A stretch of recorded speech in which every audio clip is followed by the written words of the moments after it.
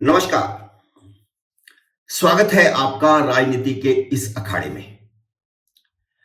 मित्रों, देश के पूर्व रक्षा मंत्री, 3 बार केरल के मुख्यमंत्री रहे, कांग्रेस के पूर्व कोषाध्यक्ष, आप समझ गए होंगे कि मैं ए.के. एंटनी की बात कर रहा हूं। वही ए.के. एंटनी जिन्होंने राज्यसभा में कहा था, रक्षा मंत्री होते हुए राज्यसभा में कहा था कि हमने चीन के बॉर्डर पर इसलिए इंफ्रास्ट्रक्चर नहीं बढ़ाया क्योंकि चीन को उसका फायदा हो सकता था।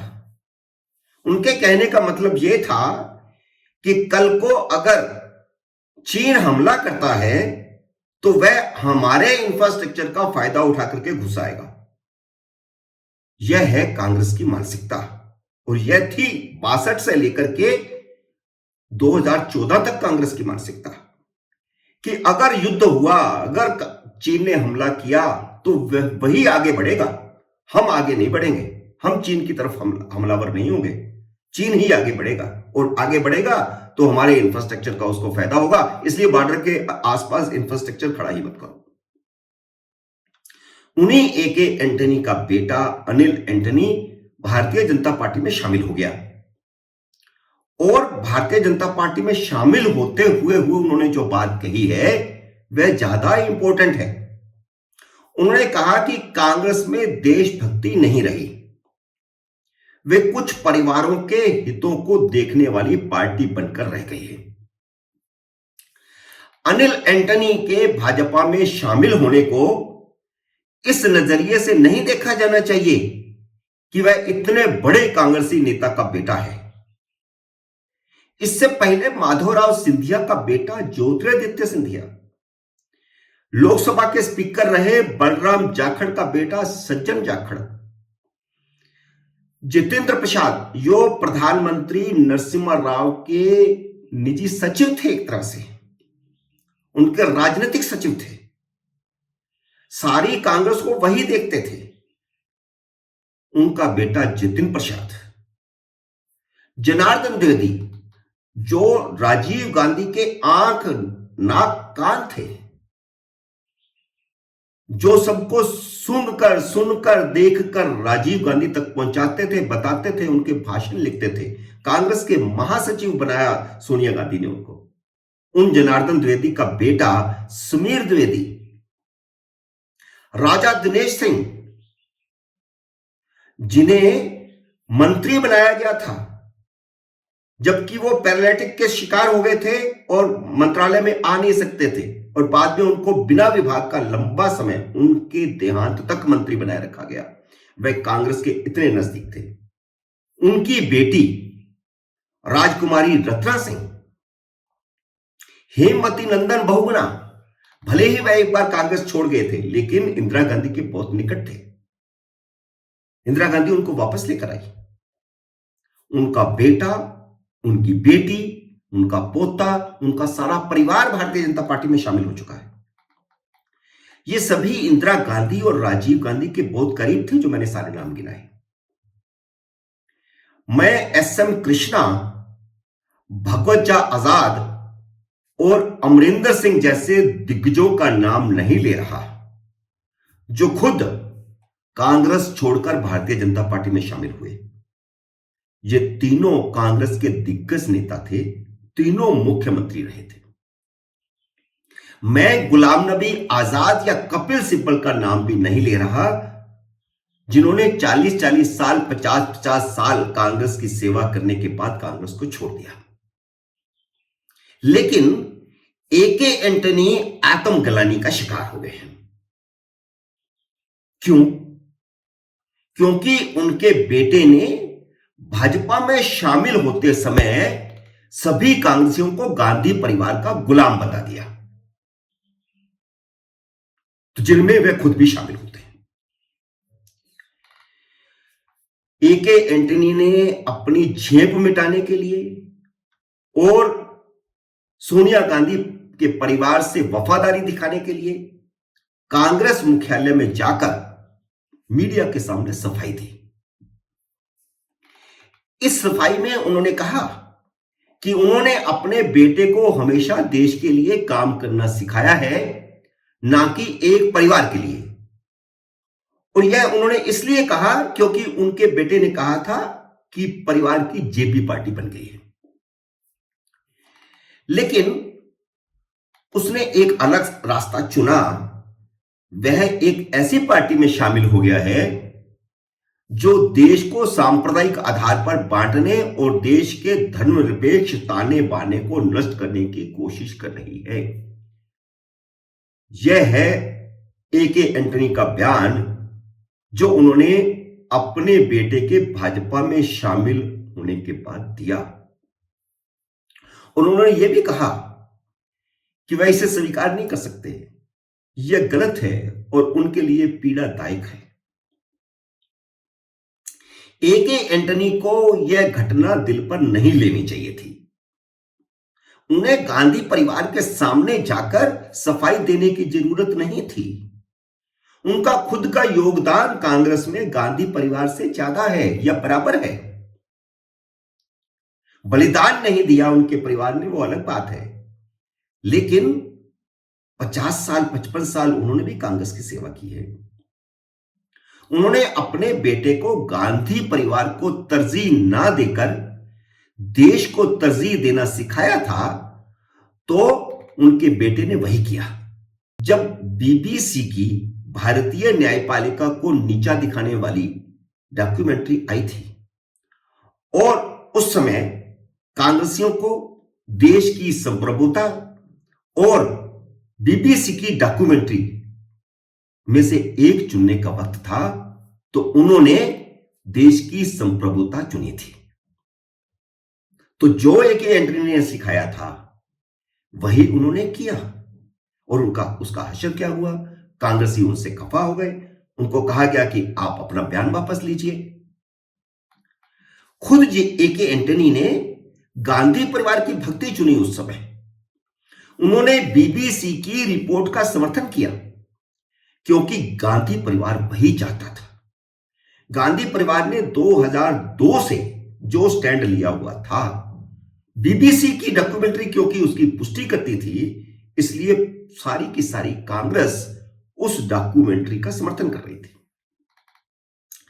ए.के. एंटनी को याद रखना चाहिए कि उन्होंने खुद 2014 का लोकसभा चुनाव हारने के बाद सोनिया गांधी को क्या रिपोर्ट दी थी। चुनाव हारने के बाद एक कमेटी बनाई गई थी जिसकी अध्यक्षता ए.के. एंटनी कर रहे थे।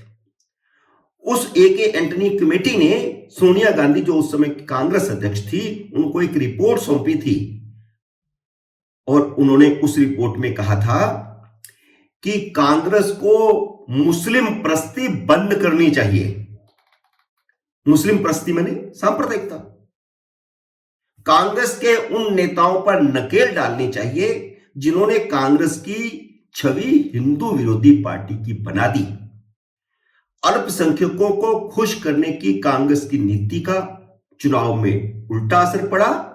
हिंदू कांग्रेस से बेहद नाराज हो गए, जिसका भाजपा को फायदा मिला। यह थी उनकी रिपोर्ट। हालांकि यह रिपोर्ट अब कांग्रेस मुख्यालय के किसी कोने में धूल फांक रही हो गई, लेकिन एंटनी ने अपने बेटे के भाजपा में शामिल होने के बाद भाजपा की सांप्रदायिक छवि को सामने रख करके अपनी रिपोर्ट को याद दिला दी, जिसमें उन्होंने खुद लिखा था कि कांग्रेस ने मुस्लिम तुष्टीकरण करके अपनी धर्मनिरपेक्ष छवि को नुकसान पहुंचाया है। कांग्रेस की शुरू से ही, कम्युनिस्टों की भी, और जो दूसरे कुछ लोग हैं, समाजवादी पार्टी या दूसरी पार्टियां, उनकी हमेशा एक धारणा रही है और उसी धारणा को वो आगे बढ़ाते रहे हैं कि भारतीय जनता पार्टी सांप्रदायिक पार्टी है। उसी बात को ए.के. एंटनी ने कहा, जबकि ए.के. एंटनी खुद अपनी रिपोर्ट में यह कह चुके थे कि कांग्रेस ने सांप्रदायिक रुख अपनाया, इसलिए हिंदू उससे नाराज हुए। जब वह भाजपा को सांप्रदायिक पार्टी कह रहे थे, तो उन्हें याद रखना चाहिए था कि उन्होंने खुद कांग्रेस को सांप्रदायिक कहा था। अनिल एंटनी का भाजपा में शामिल होना कोई मामूली घटना नहीं है। इसे न तो सिर्फ एक परिवार के नजरिए से देखना चाहिए, ना राष्ट्र के स्वाभिमान और संप्रभुता के नजरिए से देखना चाहिए। ये मैंने दो नजरिए अब तक आपको बताए थे। अब मैं आपको इसका बड़ा कारण बता रहा हूं, इसके पीछे की बड़ी जो रणनीति है उसको बता रहा हूं, और वह है राजनीतिक नजरिया। इस घटना को 2 साल पहले कांग्रेस छोड़कर भारतीय जनता पार्टी में शामिल हुए कांग्रेस मुख्यालय में लंबे समय तक मीडिया को देखने वाले टॉम वडक्कन के भाजपा में शामिल होने को जोड़कर देखना चाहिए। टॉम वडक्कन भी केरल के ईसाई परिवार से आते हैं, ईसाई हैं, और ईसाई होने के नाते वह सोनिया गांधी के बहुत करीब थे। यह भाजपा की ईसाइयों को अपने साथ लाने की बड़ी योजना का हिस्सा है। गोवा और पूर्वोत्तर में ईसाइयों का दिल जीतने के बाद प्रधानमंत्री नरेंद्र मोदी ने केरल के ईसाइयों को टारगेट करने का फैसला किया है। सितंबर 2022 में प्रधानमंत्री ने खुद कोच्चि में केरल की भारतीय जनता पार्टी की कोर कमेटी की बैठक ली थी। प्रधानमंत्री स्तर का व्यक्ति प्रदेश स्तर की कोर कमेटी की बैठकें नहीं लेता, लेकिन नरेंद्र मोदी ने कोच्चि में केरल की कोर कमेटी की बैठक ली, और इस बैठक में उन्होंने केरल यूनिट के अपने जनाधार को न बढ़ा पाने के लिए नाराजगी का इजहार किया था। वे इस बात से खफा थे कि 2016 में जहां भारतीय जनता पार्टी विधानसभा में एक सीट जीत गई थी, वहीं 2021 में एक भी सीट नहीं जीत पाई। जो जीती हुई सीट थी वह भी हार गई। मोदी ने इस बैठक में ईसाई समुदाय पर ध्यान केंद्रित करने का मंत्र दिया था। ऐसा पहली बार नहीं था कि मोदी ने ईसाई समुदाय तक पहुंच बढ़ाने की जरूरत पर बल दिया था।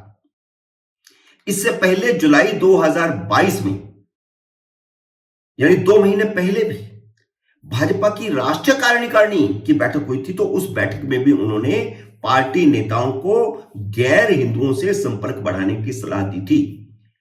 वह अपने स्तर पर मुसलमानों से भी संपर्क बढ़ा रहे हैं, लेकिन वह चाहते हैं कि ईसाइयों के साथ संपर्क बढ़े।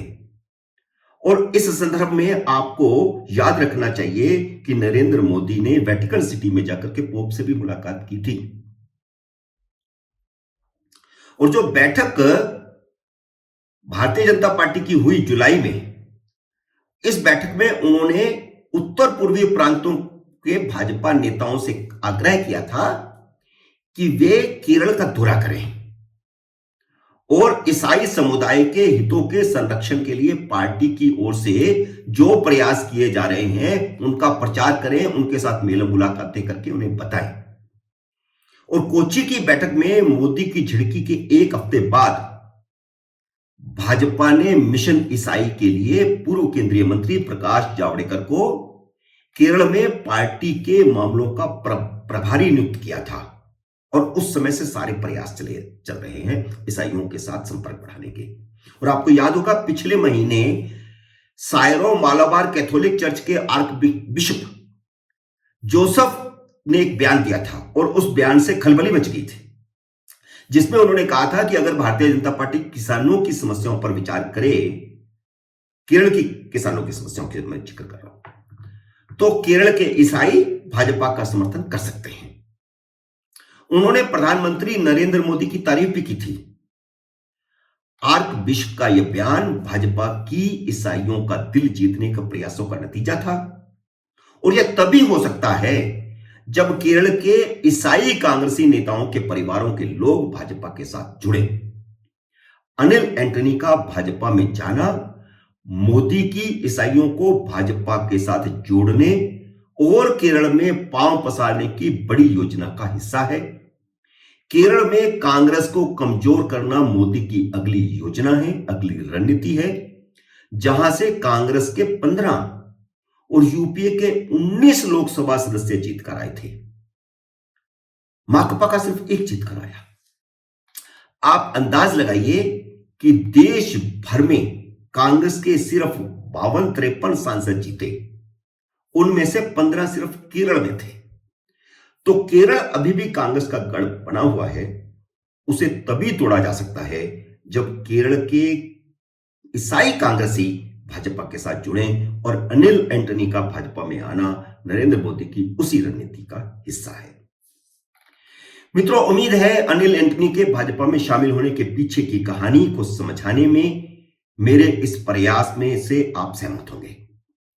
मेरे इस वीडियो को लाइक कीजिए और अपने सर्कल में शेयर कीजिए। मेरा यह नया चैनल है, कृपया सब्सक्राइब करके मुझे अपना आशीर्वाद दीजिए और घंटी का बटन भी दबाइए ताकि मेरे अगले वीडियो की आपको सूचना मिले। अगले वीडियो का करिए इंतजार। तब तक नमस्कार।